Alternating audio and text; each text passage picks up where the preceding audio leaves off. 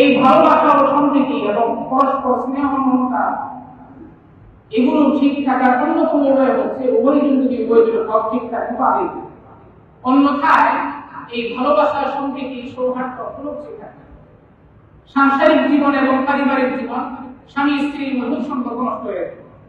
এই জন্য আল্লাহ রাব্বুল আলামিন তার নবীর মাধ্যমে হাদিসের মধ্যে ইরশাদ করেছেন, ইস্তাউসু বিন নিসাই খায়রা, তোমরা নারীদের প্রতি বেশি বেশি নসিহত করো, নারীদেরকে বেশি বেশি নসিহত করো, কল্যাণ কামনা করো, নারীদের মঙ্গল কামনা করো।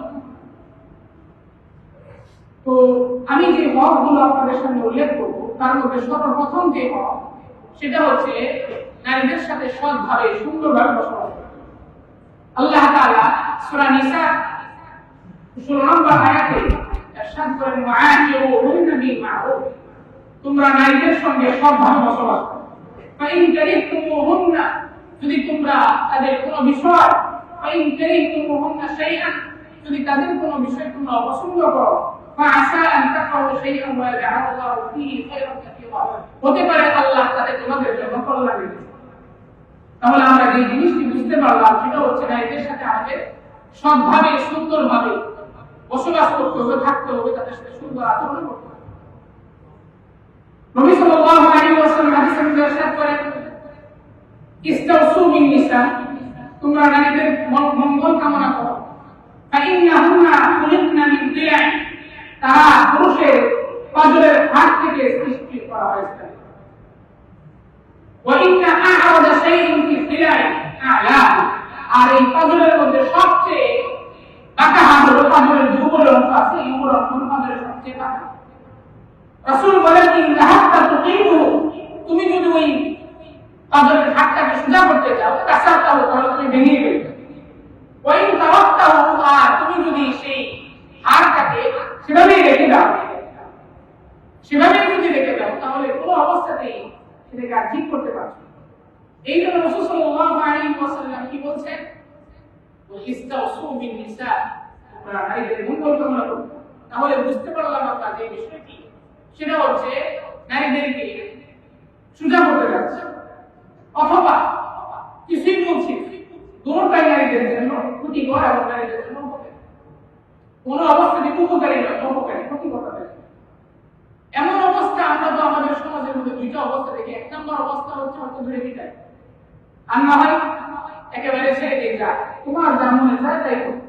দুটোটাই ইসলামী ক্ষতিকর। ইসলামী বলা হচ্ছে কি, যদি তুমি সোজা করতে চাও তাহলে ভেঙে ফেলো, আর তুমি যদি সেই অবস্থায় রেখে যাও তাহলে কোনো কিছু করতে পারবে না। এই জন্য স্ত্রীর মঙ্গল কামনা করো, সর্ব অবস্থায় স্ত্রীকে বুঝাও যে আল্লাহ তাআলা তোমাকে আমাকে সাংসারিক জীবন দান করেছেন, অবশ্যই আমাদের নিজেদের মধ্যে পারস্পরিক সম্পর্ক রাখতে হবে। তাহলে সর্বপ্রথম হক কি? সর্বপ্রথম হক ছিল নারীদের সাথে সৎভাবে বসবাস করা। দুই নম্বর, আল্লাহ তাআলা সূরা নিসার 3 নম্বর আয়াতে ইরশাদ করেন, ওয়া আতিন নিসাআ সাদুকাতিহিন্না নিহলা, নারীদেরকে মোহর দিতে বলেছেন, স্বাচ্ছন্দ্যভাবে দিতে বলেছেন। আমি ইতিপূর্বে বহুবার বলেছি নারীদের মোহর প্রকার 3 প্রকার। 1 নম্বর মোহর হচ্ছে মোহর মিথি, 2 নম্বর মোহর হচ্ছে মোহর মুকদ্দার, দুই পরিবার মিলে থেকে নির্ধারণ। 3 নম্বর মোহর হচ্ছে মোহরের ফাতিমি, যেটা আমাদের সমাজে সবচেয়ে বেশি প্রচলিত। তাহলে এটা নারীদের দ্বিতীয় হক। 1 নম্বর হক নারীদের বিবাহ করার পর তাদের সাথে সুন্দর আচরণ করতে। 2 নম্বর তাদেরকে যে মোহর আছে এই মোহর আনতে। 3 নম্বর এই হক রাসূল সাল্লাল্লাহু আলাইহি ওয়াসাল্লাম আল্লাহ তাআলা বলে দিয়েছেন, সেটা হচ্ছে নারীদেরকে দ্বীন শিখাতে। আল্লাহ তাআলা সূরা তাহরীমে 6 নম্বর আয়াতে ইরশাদ করেন, ইয়া আইয়ুহাল্লাযীনা আমানু কু আনফুসাকুম ওয়া আহলিকুম নারা ওয়াকুদুহা আন-নাস ওয়াল হিজারাতু আলাইহা মালাইকাতুন গিলাযুন শিদাদুন লা ইয়াসুনাল্লাহা মা আমারা ওয়া ইয়াফআলুনা মা ইউমারুন। হে ঈমানদারগণ, কু আনফুসাকুম, তোমরা নিজেদেরকে বাঁচাও, ওয়া আহলিকুম, তোমাদের পরিবার পরিজনকে বাঁচাও, নারা জাহান্নামের আগুন থেকে। কিভাবে বাঁচাও? ইবনে ওমর রাদিয়াল্লাহু তাআলা আনহু বললেন, ইয়া রাসূলুল্লাহ, নাকি আনফুসানা, আমরা তো আমাদেরকে বাঁচার ব্যবস্থা করতে পারবো, তাকিফা বিআহলিনা, আমাদের পরিবারকে কিভাবে বাঁচাবো? পরিবারদেরকে কিভাবে বাঁচাবো? রাসূল যখন বললেন ফাকালা রাসূলুল্লাহ সাল্লাল্লাহু আলাইহি ওয়াসাল্লাম তানহাউহুন্না আম্মা নাহাকুমুল্লাহ ওয়া তা'মুরুহুন্না মা আমারাকুমুল্লাহ, আল্লাহ তোমাদেরকে যেই কাজ থেকে নিষেধ করেছেন সেই কাজ থেকে তোমরা তাদেরকে নিষেধ করবে, আর যেই কাজ তোমাদেরকে করার আদেশ করেছেন সেই কাজ তোমরা তাদেরকে আদেশ করবে। তাহলে সেটা কি হবে? ফাকানা যালিকা বিকায়াতান বাইনাহা ওয়া বাইনান নার, এই যে সত্যের আদেশ করা অপর কাজ থেকে নিষেধ করা এটাই জাহান্নাম থেকে তাদের মুক্তির উপায় হবে।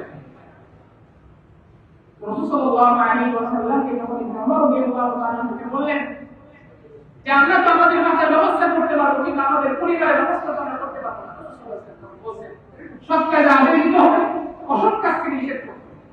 তেমনি ভাবে এই শিক্ষার ব্যাপারে তাকে উৎসাহ দিতে হবে।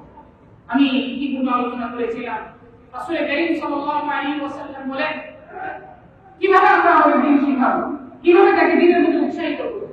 রাসূল বলেন রাহিমাল্লাহু রাজুলান, আল্লাহ তাআলা ওই পুরুষের প্রতি রহম করুন হামিনাল লাইল, যে ব্যক্তি রাতের বেলা ঘুম থেকে ওঠার পরে রাতে ওঠার পরে ফাসাল্লা রাকাতাইন, দুই রাকাত নামাজ পড়ে, দুই রাকাত নামাজ পড়ার পর ওয়াইফা ইমরাতাহু, তার মহিলাকে তার যে নারী আছে তার স্ত্রী আছে তাকে ঘুম থেকে জাগো। তাই আবার এই মহিলা যদি না উঠতে চায় নাবাহা ফি ওয়াজহিল মা, তাহলে পানি ছেড়ে দিয়ে তার চেহারা অপরদিকে রাসূল সাল্লাল্লাহু আলাইহি ওয়াসাল্লাম বলেছেন রাহিমাল্লাহু রাজুলান, আল্লাহ তাআলা ওই মহিলার প্রতি রহম করুন যে মহিলা কামাত মিনাল লাইল, রাতের বেলা উঠলো, ফাসাল্লাত রাকাতাইন, দুই রাকাত নামাজ পড়লো, ওয়াইকাদাত যাওজাহা, এবং তার স্বামীকে ঘুম থেকে জাগলো। তাই আবার নাবাহা ফি ওয়াজহিহি মা, বলে যদি স্বামী অস্বীকার করে যে আমি উঠবো না, অস্বীকৃতি জানায় আমি উঠতে যাচ্ছে না, এমন অবস্থায় তার চেহারায় পানি মেরে, তাহলে এভাবে আমাকে আস্তে আস্তে আমার স্ত্রীকে বলতে হবে রাতের বেলা জেগে জেগে তাহাজ্জুদ করতে হবে। এটা স্ত্রীদের হক, এটা নারীদের হক। আমি স্বামী হিসেবে আমার কর্তব্য নারীকে যেন আমি দিন শিখাতে পারি এবং দিন শিখার পদ্ধতি যেন আমি এটাকে উদ্বুদ্ধ করতে পারি, না বলে তাকে উদ্বুদ্ধ। 4 নম্বর যে হক সেটা হলো কোনো ব্যক্তি 2 জন অথবা 3 জন অথবা 4 জন বিবাহ করেছে, একজন স্ত্রীকে বিবাহ করেছে। এখন বিবাহ করলে যেটা হয় সেটা হচ্ছে অনেক সময় দুই স্ত্রীর মধ্যে 3 স্ত্রীর মধ্যে সমতা রাখা করতে হয়, ইনসাফ করতে পারে না, কাউকে বেশি দিচ্ছে কাউকে কমিয়ে দিচ্ছে, কোন স্ত্রীকে বেশি সম্পদ দিচ্ছে কোন স্ত্রী কম সম্পদ দিচ্ছে। আল্লাহ তাআলা কোরআনে ইরশাদ করেন ওয়া ইন খিফতুম আল্লা তুকসিতু ফিল ইয়াতামা, তোমরা যদি এতিম নারীদের ব্যাপারে এই ব্যাপারে আশঙ্কা করো যে তোমরা ইনসাফ করতে পারবে না, জাহেলি যুগে সিস্টেম ছিল একজনের মধ্যে 7, 8, 9 জন 10 জন স্ত্রী ছিল, ইনসাফ করতে পারবে না। তখন আল্লাহ তাআলা আয়াত নাযিল করলেন যদি তোমরা স্ত্রীদের মধ্যে সমতা রক্ষা নাই করতে পারো ফানকিহু মা ক্বাবা লাকুম মিনান নিসাই মাসনা ওয়া থুলাথা ওয়া রুবা, তাহলে তোমাদের যদি ভালো লাগে 2 জন করে 3 জন করে 4 জন করে বিবাহ করো। এখন স্ত্রীর মধ্যে সমতা রক্ষা করতে পারবে না, ফাইন খিফতুম আল্লা তা'দিলু, আল্লাহ বলেন যদি 2 জন স্ত্রীর মধ্যে সমতা রক্ষা করতে না পারো ওয়াহিদাতান, তাহলে একজন বিবাহ করো। কয়জন? একজন বিবাহ, 2 জন না, 3 জন না, 4 জন না, একজন বিবাহ করতে পারো সমতা রক্ষা যদি না করতে। এখন আমি বিবাহ করলাম, সম্পদের বন্টন সব বন্টন ঠিক আছে, কিন্তু একজনের মধ্যে কোনো মাইল হয়ে যাচ্ছে, অন্তর একজনের মধ্যে ঢুকে যাচ্ছে বেশি, 2 জন স্ত্রীর মধ্যে একজন স্ত্রী আমার কাছে ভালো লাগে, এটার মালিক পাবি না, এটার মালিক পাবো না, ভালোবাসা অন্তরে ঠিক করে দেন কি আল্লাহ। কিন্তু আমাকে বন্টনের ক্ষেত্রে, সম্পদ বন্টনের ক্ষেত্রে, ভরণ পোষণের ক্ষেত্রে, মহরের ক্ষেত্রে একটা এটা আমার দায়িত্ব। এই জন্য 4 নম্বর হক হলো যদি সতীন থাকে 2 জন অথবা 3 জন স্ত্রী থাকে তাহলে স্ত্রীর মধ্যে কি করতে হবে? সমতা রক্ষা করতে হবে। 4 নম্বর 5 নম্বর হক হচ্ছে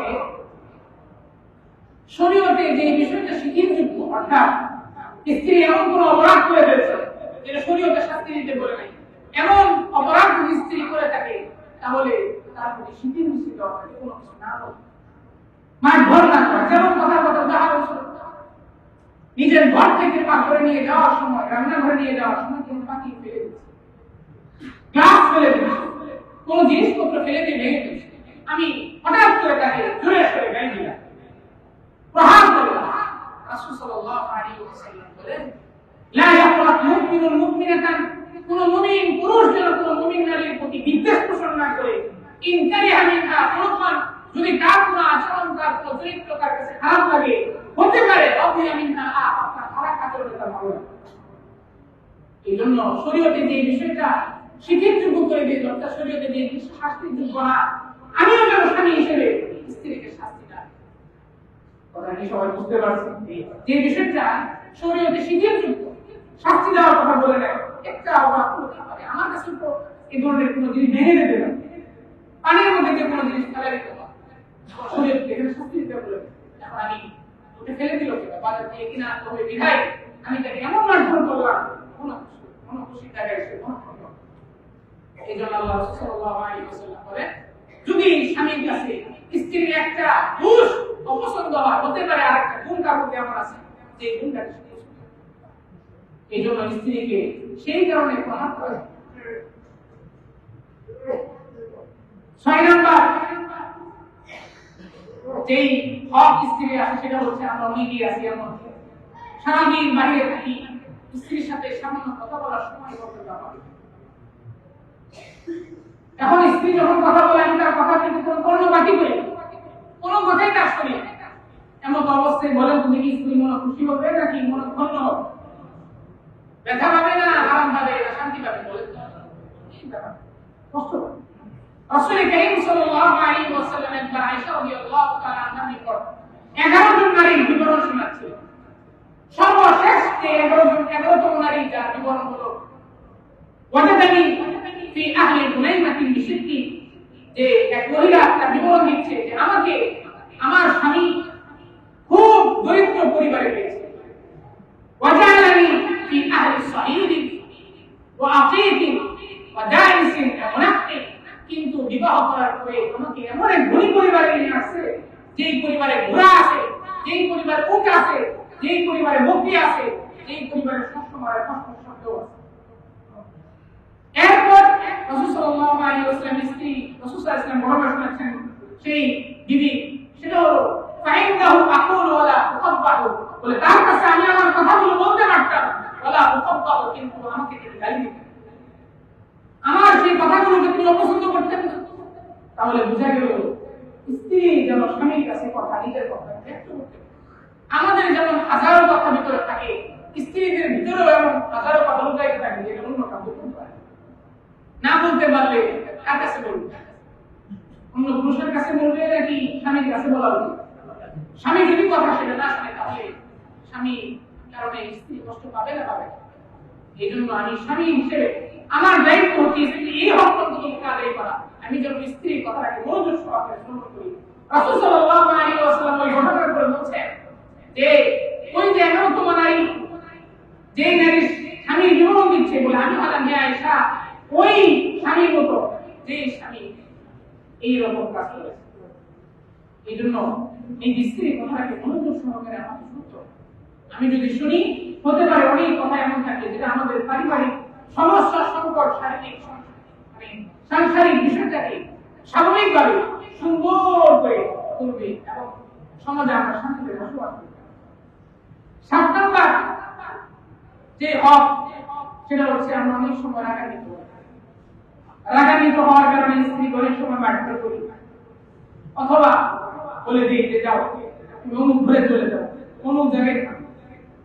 এমন করলে যেটা হয় সেটা হলো স্ত্রীর সাথে আমার যে সম্পর্ক, এই সম্পর্ক ঠিক থাকে। এই জন্য 7 নাম্বার হক হলো স্ত্রীর মুখে মারা যাবে, শরীরের অন্য কোনো জায়গায় এমন মারতে হবে যে মারলে স্ত্রী আঘাত পাবে না এবং তাকে গালিও দেওয়া যাবে না। রাসূল কারীম সাল্লাল্লাহু আলাইহি ওয়াসাল্লাম একজন সাহাবী ছিলেন, হাকিম ইবনে মুআবিয়া আল-কুশাইরি রাদিয়াল্লাহু তাআলা, তিনি তার পিতা থেকে বর্ণনা করেন, তার পিতা বলেন, কুলতু ইয়া রাসূলুল্লাহ মা হাক্কু যাওজাতি আহাদিনা আলাইহি, আমাদের উপর একজন নারীর হক, একজন স্ত্রীর হক। রাসূল সাল্লাল্লাহু আলাইহি ওয়াসাল্লাম বলেন, আন তুতাইমাহা ইযা তাইমতা, যখন তুমি খাবে তখন তুমি তাকে খাও, ওয়া আন তাকসুহা ইযা কাসালতা, ইদা কাসাইতা, যখন তুমি কাপড় পরিধান করবে তখন তুমি নিজের স্ত্রীকে কাপড় দিবে। ওয়ালা তাজলি ওয়াজহা, স্ত্রী মুখে চেহারায় বের হবে। ওয়ালা তুসাব্বিহ, তুমি তোমার স্ত্রীকে গালিগালাজ করবে, তুচ্ছ তাচ্ছিল্য করবে না। তোর বাপ এটা, তোর মা এমন, তোর পরিবার এমন, তোর বংশ এমন, এই কথা বলে এজন্য রাসূল করিম সাল্লাল্লাহু আলাইহি ওয়াসাল্লাম আজ থেকে 1000 বছর আগে বলে গিয়েছেন যে স্ত্রীর সাথে যে আচরণ, এই আচরণ কতটা সুন্দর হওয়া উচিত। রাসূল সাল্লাল্লাহু আলাইহি ওয়াসাল্লাম বলে দিয়েছেন। এজন্য 7 নম্বর হক কি? স্ত্রীকে কি না দেওয়া বলে? গালি না দেওয়া। 2 নম্বর হকটা কি? তাকে প্রহার না করা। যদি প্রহার করতেই হয় তাহলে কোন অবস্থায় প্রহার করতে পারবে সেটাও শরীয়ত মানদণ্ড দিয়ে দিয়েছে। শরীয়ত বলছে ওয়াল্লাতি তাখাফুনা নুশুজাহুন্না ওয়াল্লাতি তাখাফুনা নুশুজাহুন্না, যে সকল নারীদের অবদ্ধতার আশঙ্কা করো সেই সকল নারীদের ক্ষেত্রে তোমরা কি করবে? ফাইদুহুন্না, 1 নাম্বার কাজ হচ্ছে তাদেরকে ওয়াজ নসিহত করে বুঝাবে। তোমার সাথে আমার সংসার এখন বহুদিন যাবত সংসার টিকে থাকতে পারে, এরপরও সে মানল না, তাকে কি করবে? বলে ওয়াহজুরুহুন্না, তাকে তোমরা বিছানা আলাদা করবে। বিছানা আলাদা করা 3টা মতলব আছে, 3টা উদ্দেশ্য আছে, 3টা পদ্ধতি আছে। 1 নাম্বার পদ্ধতি, একই বিছানায় ঘুমাবো কিন্তু সে যেদিকে মুখ করে আছে আমি সেদিকে ঠিক করে দেব, অথবা সে বিছানায় ঘুমাচ্ছে আমি মাটিতে ঘুমাচ্ছি, অথবা সে এই রুমে ঘুমাচ্ছে আমি ওই রুমে ঘুমাচ্ছি। এরপরও স্ত্রী আমার বাধ্য হচ্ছে না, আমার কথা মানছে না, আনুগত্য করছে না, তখন আমার করণীয় কি? রাসূল সাল্লাল্লাহু আলাইহি ওয়াসাল্লাম বলেন, আল্লাহ তাআলা বলেন অদ্রিবুহুন্না, তখন তোমরা প্রহার করো। কিন্তু রাসূল সাল্লাল্লাহু আলাইহি ওয়াসাল্লাম হাদিসের মধ্যে বলেছেন অদ্রিবুহুন্না গায়রা মুদাররাহ, তোমরা তাদেরকে এমন ভাবে প্রহার করবে যে প্রহারে আঘাত প্রাপ্ত, আঘাতের কোনো দাগ যেন তাদের শরীরে না। এজন্য আঘাতের মাত্রাটা হওয়া উচিত সহনীয় পর্যায়ে। ইবনে আব্বাস রাদিয়াল্লাহু তাআলা আনহু এজন্য বলেছেন আদালান মিথলুল লাকজান, বলে যেমন ঘুষি মারলে আঘাতের কোনো চিহ্নতার করে থাকে। এখন আমি এমন ঘুষি মারলাম যে ঘুষির কারণে তার একটা এমন অবস্থা তৈরি হলো যে কারণে তার ব্যথা আগে বলে ভালো। খেয়াল করতে হবে আমাদের প্রত্যেকে, আমরা মারবই না, যদি মারতে হয় কোন অবস্থায় মারবো। রাসূল সাল্লাল্লাহু আলাইহি ওয়াসাল্লাম বলেন ওয়াহাক্কু আলাইহিন্না, তাদের উপর তোমাদের হক হলো আল্লাহ ইউতিনান্না ফুরুশাকুম মান তাকরাহু, বলে তোমরা পছন্দ করো যে অন্য কোনো পুরুষ তোমার স্ত্রীর শয্যা যেন গ্রহণ না করে। এটা হলো স্ত্রীদের হক, স্ত্রী যেন তোমাদের শয্যাটাকে আরেকজনের শয্যা হিসেবে গ্রহণ না করে। আরেকজন নিজের শয্যা দিবে না, তোমাদের শয্যাকে তোমাদের জায়গায় রাখবে। এখন যদি দেখো তোমাদের শয্যাকে অন্য পুরুষকে দিয়ে দিচ্ছে, ওই অবস্থায় প্রহার করতে হবে। এছাড়া শরীয়তে অন্য কোনো জায়গায় প্রহার করা বেশি অত্যন্ত খেয়াল করতে হবে। আমরা প্রহার করার মাত্রাটা যেন আমাদের সহনীয় করতে হবে, কোন অবস্থায় প্রহার করতে হবে। সামান্য কাজে ভুলের কারণে আমরা প্রহার করি, অথচ এই কাজটা আমাদের সমাজে ঘটেছে না, যদিও ঘটে তাহলে এমন ব্যবহার করতে হবে। এবার 8 নাম্বার যে হক সেটা হচ্ছে আমরা অনেক সময় বলি বাড়ি থেকে বের অন্য বাড়ি চলে যায়, আমার বাড়ি থাকতে পারবে না। রাসূল সাল্লাল্লাহু আলাইহি ওয়াসাল্লাম বলেন ওয়ালা তাহজু ইল্লা ফি বাইত, ওই স্ত্রীকে তোমার সাথে রাখবে, স্ত্রীকে তোমার সাথে রাখবে, তুমি ছাড়া অন্য কোনো জায়গায় তুমি রাখবে না তোমার স্ত্রীকে। যদি রাখতেই হয় তবুও তুমি বিছানা আলাদা করে রাখবে, আলাদা, কিন্তু তুমি তোমার বাড়ি ছাড়া অন্য কোনো বাড়িতে রাখবে। তার বাড়ি আর তোমার বাড়ি, এই বাড়ি ছাড়া দ্বিতীয় অন্য কোনো জায়গায় তাকে রাখবে। এজন্য 8 নম্বর হক কি করে বলেন তুমি? স্ত্রীকে রাখতে চাইলে কোন জায়গায় রাখতে হবে? নিজ বাড়িতে অথবা তার বাড়িতে, কিন্তু অন্য জায়গায় রাখা যাবে। আমরা তো বলে আচ্ছা ঠিক আছে যাও অমুকের বাড়ি চলে যাও, বিনা প্রয়োজনে বিনা ওজরে কোন রকম কোন কারণ নাই, কিন্তু এমনি খামোখা আমরা স্ত্রীকে কষ্ট দেওয়ার উদ্দেশ্যে আমরা রেখে আসি। হ্যাঁ, স্ত্রীকে অভিমান করা যায় ঠিক আছে, কিন্তু এমন অবস্থা আমি রেখে আসলাম যে সময় আমার হিন্দু হয়ে গেল। এই জন্য এই ধরনের কাজ করা যায়। 9 নাম্বার যে হক বলেন যদি কি আমাদের মধ্যে যারা আছেন এখানে আমরা প্রত্যেকেই চাই স্ত্রী আমার সঙ্গে সেজে সুজে থাকুক, এটা চাই না চাই জোরে বলবে এটা কি আমরা চাই না চাই? অবশ্যই চাই। এখন স্ত্রী কি চাই না যে আমার স্বামী আমার সামনে, আমি যেমন আমার স্বামীর সামনে সজ্জিত অবস্থায় থাকতে চাই, আমার স্বামীও যেন আমার সামনে সজ্জিত অবস্থায় থাকতে চায় না। ইবনে আব্বাস রাদিয়াল্লাহু তাআলা আনহু বলেছেন, ৯ নম্বর যে হকটা, সেই হক হলো স্ত্রীর সামনে নিজের স্বামীকে সেজে গুজে থাকতো, পরিষ্কার পরিচ্ছন্ন থাকতো, নোংরা থাকলাম এক হয়ে থাকলাম। স্ত্রী পছন্দ করবে না, আমি যেমন স্ত্রী এখন পছন্দ করবো না, স্ত্রীও পছন্দ করবে না। এই জন্য ইবনে আব্বাস রাদিয়াল্লাহু তাআলা আনহু বলেন, উহিব্বু আন আতাযায়্যানা লিল মারআতি কামা উহিব্বু আন তাতাযায়্যানা লি। আমি তো পছন্দ করি আমার সামনে আমার স্ত্রী এমন ভাবে সেজে গুজে থাকবে, আমিও পছন্দ করি আমি আমার স্ত্রীর সামনে এমন ভাবে সেজে গুজে। চিন্তা করার বিষয়। সারাদিন খুব বেশি স্ত্রী বললো মাথায় পানি দিয়ে আসে, লোকটা ফ্রেশ করে আসে, সমুদ্রে রেখে দেবে না, না দিতে পারবো না, শাশ্বত তোমার। আমি যেমন তার শাশ্বত যাচ্ছি, আমার শাশ্বত সেও। এই জন্য স্ত্রীদের হক, আমি যদি ধমক দিই তাহলে সে আত্মকে ভালো, এটা তার হক ছিল।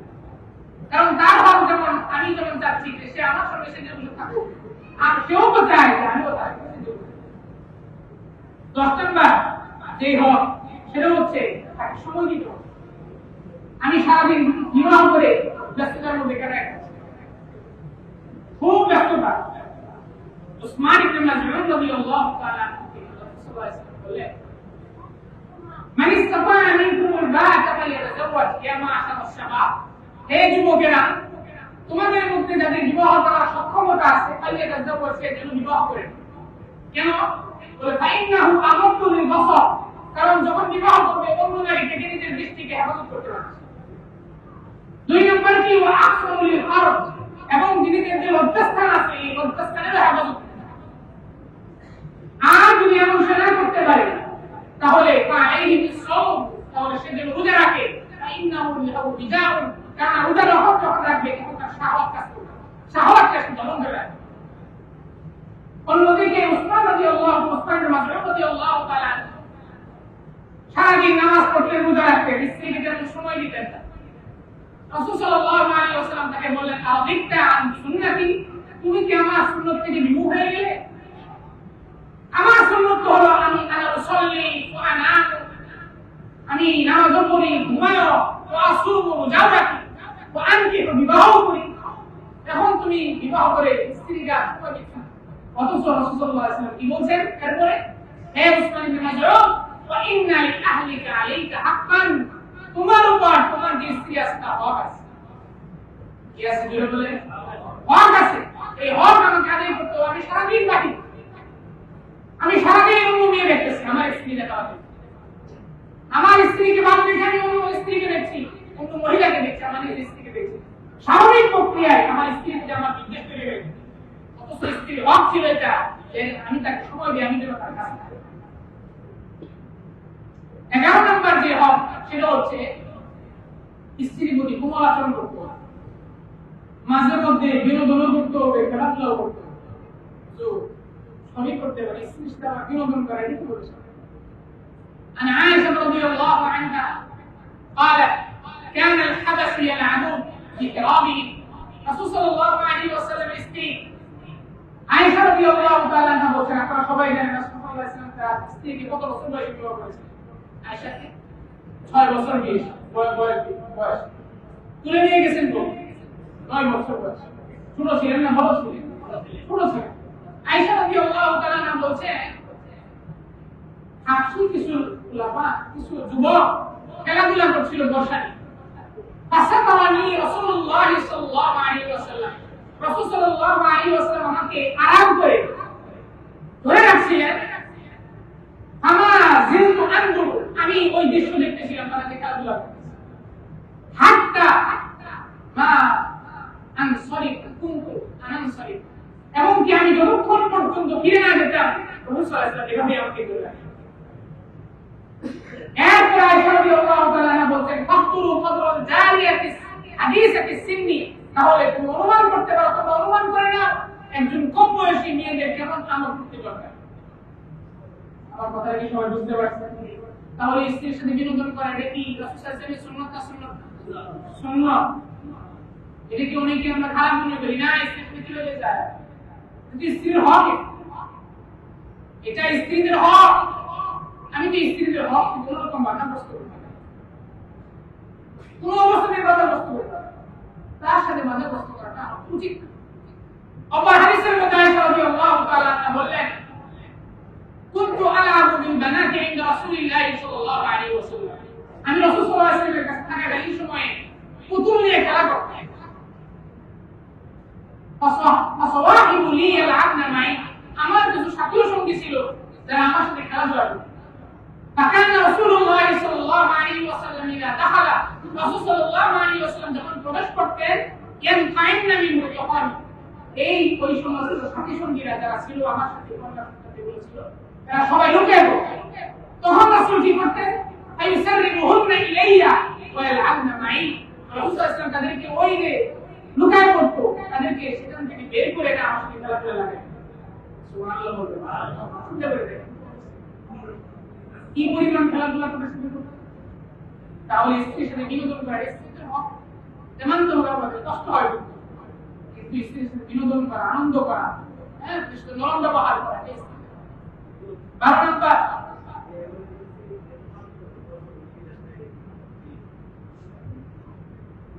আরেকটা হক হলো, এই কথাটা বোঝা উচিত, স্ত্রীর প্রতি আমার সুন্দর আচরণ করতে হবে এবং সুন্দর ধারণা করতে হবে। আল্লাহ তাআলা কোরআনে বলেন, ইজতানিবু কাসীরাম মিনাল যান, তোমরা খারাপ ধারণা থেকে বেঁচে থাকো, অনেক ধারণা থেকে বেঁচে থাকো। ইন্না বা'ল যান্নি ইসমুন, কিছু কিছু ধারণা আছে পাপ, এই ধারণাগুলো আমার করা উচিত। এরপর সর্বশেষ, আমি স্ত্রীর সাথে কেমন ভাবে চললাম, কেমন ভাবে ঘোরাফেরা করলাম, কেমন আচরণ করলাম, মানুষের সামনে প্রকাশ করে দিই। রাতের বেলা একসাথে থাকলাম, একসাথে শয়ন করলাম, হতে পারে এমন কিছু আচরণ তার সাথে আমার হয়েছে যেটা মানুষের কাছে আমি প্রকাশ করে দিচ্ছি। তার একটা হক হচ্ছে 13 নম্বর যে হক, সেটা হলো তার এই গোপন কথাকে মানুষের কাছে প্রকাশ করা। রাসূল সাল্লাল্লাহু আলাইহি ওয়াসাল্লাম বলেন, ইন্না মিন আশারিন নাসি আযাবান ইয়াওমাল কিয়ামা মানজিলাতান ইয়াওমাল কিয়ামা, সবচেয়ে আল্লাহ তাআলার নিকট সর্বনিকৃষ্ট মর্যাদার অধিকারীকে, সর্বনিকৃষ্ট মানুষকে আল্লাহ তাআলার নিকট কিয়ামতের দিন আর রাজুলুন ইউফতি ইলাইহা ওয়া তুফতি ইলাইহি ফায়ানসুরু সিররাহা, যে পুরুষ নারীর সাথে শয়ন করেছে আর যে নারী পুরুষের সাথে শয়ন করেছে, শয়ন করার পরে পুরুষ করলো কি, সেই নারীর গোপন কথা মানুষের কাছে প্রকাশ করে। এই স্ত্রীর গোপন কথা কি কারোর কাছে বলা যাবে? এটা অনুচিত কাজ, কাউকে বলা যাবে। আমি নিজের কথা নিজের কাছে রাখি। আমার ভিতরগত পরিবারে কি সমস্যা হচ্ছে, সংসারে কি ঝামেলা হচ্ছে, কি হচ্ছে না হচ্ছে, আমি নিজে সামলাবো, অন্য কাউকে। 14 নম্বর যে হক, সেটা হলো স্ত্রীকে কোনো ধরনের ক্ষতি করা যাবে। এই জন্য রাসূল সাল্লাল্লাহু আলাইহি ওয়াসাল্লাম কদা আল্লাহ দারা ওয়ালা দারা, রাসূল সাল্লাল্লাহু আলাইহি ওয়াসাল্লাম এই ফয়সালা করে দিয়েছেন, কোনো ক্ষতি করাও যাবে না, কোনো ক্ষতি সহাও যাবে না। অতএব স্ত্রীকে ক্ষতি করার কাজ যদি আমি করি, গুনাহ হবে না, সওয়াব হবে। আল্লাহ তাআলা যেন আমাদের সকলকে এই ধরনের যাবতীয় ক্ষতি থেকে আমি সাবধান থাকতে পারি, সেই তৌফিক দান করুন। সর্বশেষ যে হক, স্ত্রীকে বিবাহ করার পরে বলেন যদি ভরণ পোষণ দেওয়ার দায়িত্ব কার? জোরে বলবে, স্বামী। কাপড় চোপড় দেওয়ার হক কার? স্বামী। দুধ পানের দায়িত্ব কার? স্বামী। স্বামীর অধীনে থাকার কারণে দুধ পান করাচ্ছে স্ত্রী, মা। এখন কোন স্বামী নিজের সন্তান হওয়ার পরে যদি তালাক দিয়ে দেয়, তালাক দেওয়ার পরে ইদ্যত সময় শেষ হয়ে যায় স্ত্রী, ওই অবস্থায় স্বামীর কিন্তু যতদিন পর্যন্ত ওই সন্তানকে দুধ পান করাবে, সম্পূর্ণভাবে ওই দুধের দায়িত্ব এবং এর যে খরচের সম্পূর্ণ কিন্তু তালাক দেওয়ার পর কার বাকি দেয়? বলবেন কার হক? তাহলে ভরণ পোষণের দায়িত্ব, বাসস্থানের দায়িত্ব, কাপড় চোপড় দেওয়ার দায়িত্ব কার? স্বামী। 15 নম্বর হক হচ্ছে ভরণ পোষণও দিতে হবে, কাপড় চোপড়ও দিতে হবে, অন্যান্য যে খরচ আছে সেটাও দিতে হবে। কারণ কি? কারণ হচ্ছে একজন স্ত্রী তার স্বামীর কাছে আমল। রাসূল সাল্লাল্লাহু আলাইহি ওয়াসাল্লাম এই জন্য বলেন, ওয়াহাক্কুকু আলাইহিন্না, তাদের উপর তোমাদের হক হলো আন তুতঈমুহুন্না, যে আন তুহসিনু বিইতআমিহিন্না ওয়া কিসওয়াতিহিন্না, তাদের খাবার দায়িত্ব এবং তাদের কাপড় চোপড় দায়িত্ব সুন্দরভাবে পালন করা। আল্লাহ তাআলা আমাদের সকলকে এই 15টি হক আদায় করে জীবন যাপন করার তৌফিক দান করেন। ওয়া আখিরু দাওয়ানা আলহামদুলিল্লাহি রাব্বিল আলামিন। এরা কবুল করে সুন্নাত করে